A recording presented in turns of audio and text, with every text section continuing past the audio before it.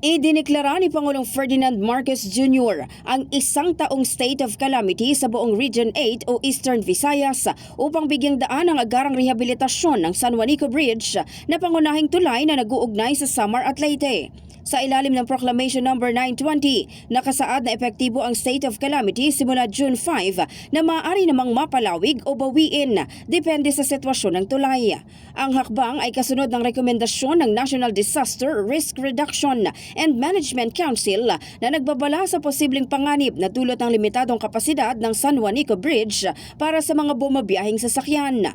Ayon sa Malacanang, layon din ang proklamasyon na matugunan ang epekto sa kabuhayan at mobility ng mga residente ng Samar at Leyte. Inatasan naman ni Pangulong Marcos ang Department of Public Works and Highways na makipag-ugnayan sa mga lokal na pamahalaan upang mapabilis ang pagkukumpuni ng tulay habang pinatitiyak sa Department of Budget and Management ang sapat na pondo para sa proyekto. Kasabay nito, inatasan din ang mga law enforcement agencies kabilang ang Armed Forces of the Philippines na magbigay ng agarang suporta upang mapanatili ang kaligtasan ng mga komunidad na apektado ng kondisyon ng tulay. Samantala, personal na mag-i-inspeksyon si Pangulong Marcos sa San Juanico Bridge ngayong araw. Sa Tacloban naman, patuloy na minomonitor ng Pangulo ang pangamba ng mga residente ukol sa kaligtasan ng San Juanico Bridge, isang tulay na araw-araw nilang dinaraanan.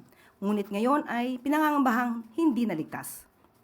At malinaw ang direktiba ng Pangulo, magtrabaho at mag-deliver para sa tao.